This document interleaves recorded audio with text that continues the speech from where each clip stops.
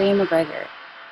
Okay, TJ. So, how has COVID affected you in your life? And, also, you are the first that I have interviewed that is not an adult yet. So I'm really interested to hear what you have to say, because I know that this is different for you than it is for adults. Well, COVID has affected me. Well, let me start from the beginning. In the beginning, everything was crazy. People were always out. The stores were packed. For a second, I thought it was a zombie apocalypse because, like, everybody's out. And I'm like, do I gotta be prepared? I've been watching a lot of The Walking Dead. Do I gotta be prepared? And it's funny you say that. There was one day I was walking up the stairs. My mom has this little window, and I walked, and it has little wooden things down. And I looked out.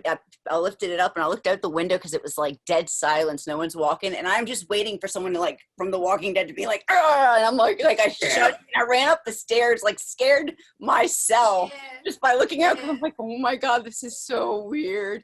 And then I ran up to my room.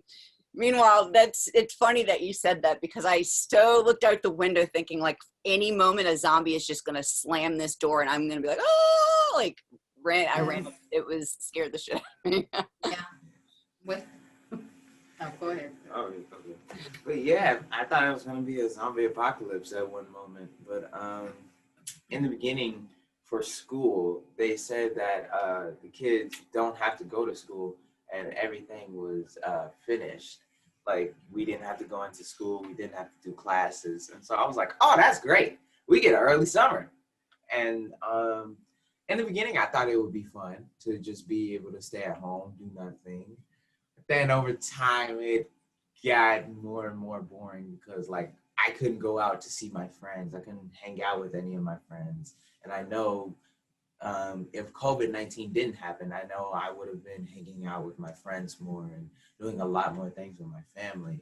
But COVID-19 really stopped. And so while I've been in the house, I've realized how my family truly is whenever we're stuck together. I know. Look at me.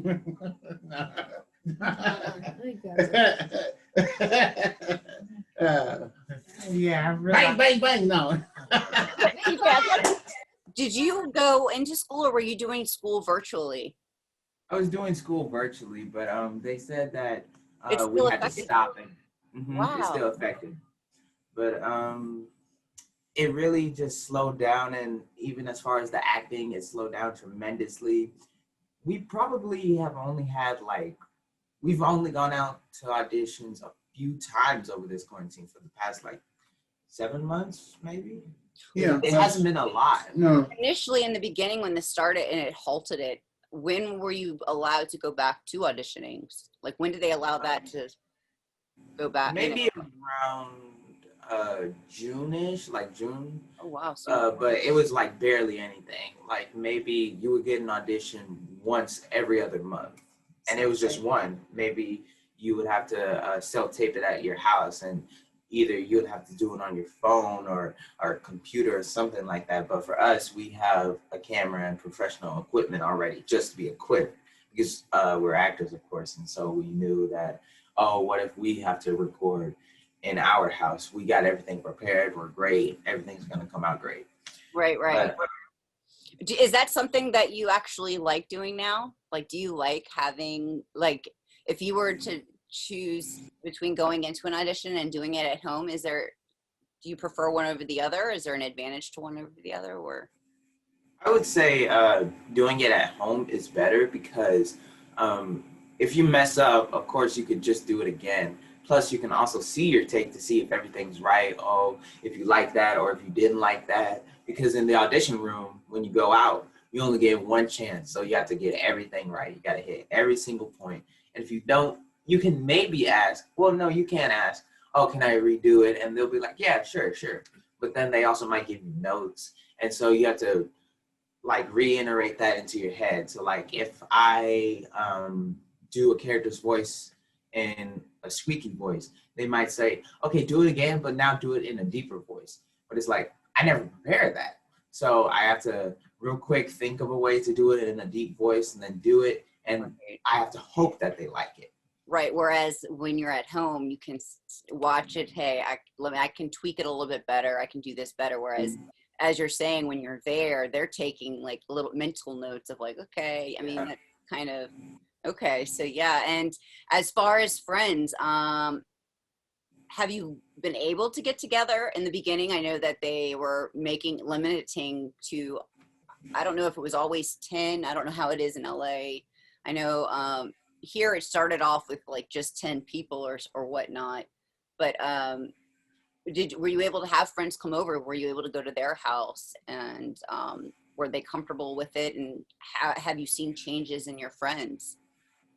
Well, I would kind of be able to go see my friends, but not all the time, because sometimes their parents would be like, oh no, COVID, don't let anybody come over. But then same thing for over here. They wouldn't want anybody to come over here because we don't know where everyone's been. They might say, oh, I don't have it, but we don't know where you've been. We don't know if you've been around someone who's had it.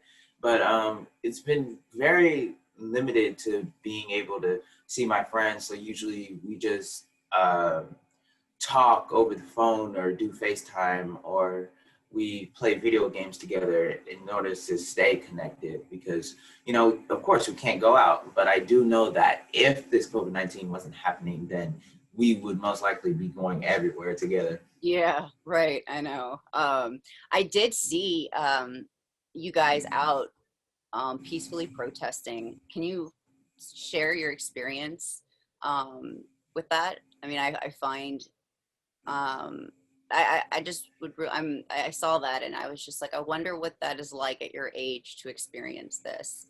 But you know, is it like that? Is it empowering? Was it empowering for you? I would say it was empowering for me, because it's kind of like we're fighting the good fight to have justice for all of our people, from now to back to when our ancestors were around. And so it was kind of like a Martin Luther King march. And I know that, like, most likely our generation would have never been able to do something like the Martin Luther King march, that great march that everybody knows about. And I'm glad that we were able to go to this big protest and march and you do know that fight for the good fight. This will go down in history. So that's the best thing. It will go down in history. Yeah, you were a part of this, and you still are, because this is an ongoing thing. And on top of it, though, there's a global pandemic going on, and you guys are out there.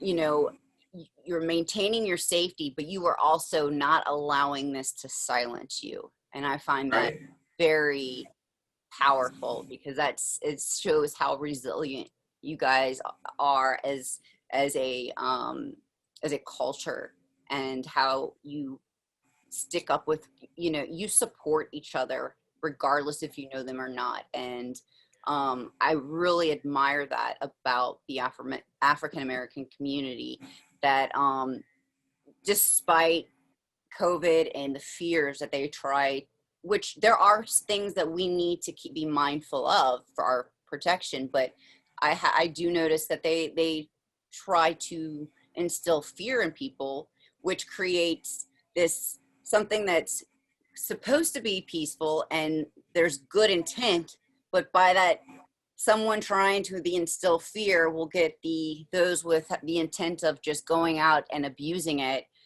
You know, it makes it a scary thing. So I believe that you going out there, you're putting yourself out there in harm's way, but you're doing it on top of COVID, and you're I mean, I think that's I honestly am too scared to leave the house right now. So when I see that, I'm like, wow, that's inspiring to see someone your age out there like fighting this. And I think that that's something I'm really proud of you for that. And Thank you. To experience, you know, I was curious when I saw your pictures. I'm like, wow, it was very touching to see all of you, and then to see all the people there peacefully doing it as well. That's what I love. That's what this country is about, and that's what I hope we will all work towards, all the people with the good intent of making sure that your voices are heard.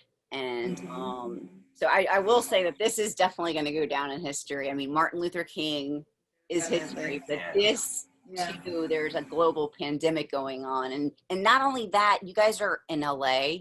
California, the laws are so strict compared to other places where riotings are going on. So to be able to go out there and do it peacefully and not be told to go home.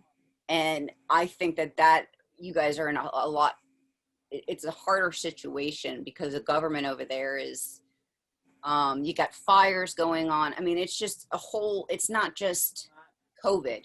It's, you know, and it's just, and California, it's overly populated too. So to be able to get out there and do it peacefully, that should show the rest of the world, hey, you guys are setting an example of this can be done the correct way, which, is there anything that you've learned about yourself through the Black Lives Matter movement that you didn't realize before being a young African-American man? Well, there is one thing that I truly did realize. From a young age, my parents always taught me about racism and how our people have always been hurt going back from history to even now. And so I used to always know that. I'm like, oh yeah. And every time it would come into class, I would always speak about it. But because of this Black Lives Matter movement, it has made me realize that I need to cherish all the opportunities that I have with my family, because I don't know what could happen. I could just be walking outside and then somebody just accused me of something. And it's like, I just walked out of the house. How can I do that? And, you know, white cops may not just listen and just shoot. You never know what could happen. And so I think I need to always cherish the moments that I have with my family, because I know that sometimes they can always get on my nerves, or they can sometimes be annoying. Not pointing fingers, but some people can be very annoying with me and talk crazy. But I always need to cherish those moments, and I always need to fight for the good fight, because I don't know if maybe one day I could just write something on Instagram and that could change the whole world. And so I just think that even though I am involved by saying, oh yeah, we need justice for our people, I think I need to be more involved, but in a safe way. Right. And you know what I think is really awesome about you is that for your age, I mean, you're a young man, and soon to be an adult in a couple years, but you are so mindful of this. You are very aware. And thank you. Do you feel COVID has brought that forward a lot for you? Like before, I know that you were taught, hey, look, it's different for us. We have to be careful. But now, and I know that when I was younger, my parents would say things and I'm just like, yeah, whatever. But, and this is completely different from your circumstances, where if your parents told you something before COVID, you'd be, okay, I understand. Do you now really, I find that you are really, it's hit you at home. Like, hey, look. Yeah, it really has. Over quarantine, I actually found out who I truly want to be in the future and who I want to be now. I've always wanted, well, let me start from the beginning. My teachers, all the way from kindergarten, have always said there's something great about me. I'm always doing great. Even though, like, I might get a question wrong, I still always try to be great in some sort of way, no matter what subject it is. And so I was always wondering, how do I really want to be in life? What do I want to be? Do I want to be this beacon of hope? Do I just want to be something that people like? And so I realized over quarantine who I truly want to be. And in the future, I want to be someone that gives hope to everybody, to Black people, to Asian people, to white people. I just want to help everybody as much as I can, and to not, like, if a situation happens, not to beat around the bush, to always just be there when it's right, and to always give people the right advice no matter what. Wow, I think I you're such a beautiful person. I am so proud of you. Thank you. Like Thank really, you so much. I mean, you've really matured. Like you've always been amazing. You've always been creative and talented, but I've seen so much growth in you as far as, and I know that comes with age, but I do believe that with this going on, it's really exacerbated. Like you've, instead of like maybe taking a couple more years to get where I feel you would have been if there was no COVID. I mean, I could be totally wrong. You'd get there when you. Well, no, you never know. I mean, like you've really matured in such a great way where you're still enjoying your childhood, but you have so much knowledge at your age, which I think is it's like, you know, parents will say often, my mom will say, if I were your age, I wish I knew this. But I feel you know some really great values and you've learned a lot of great things about yourself at a young age that most people wish we would have had that opportunity like you have.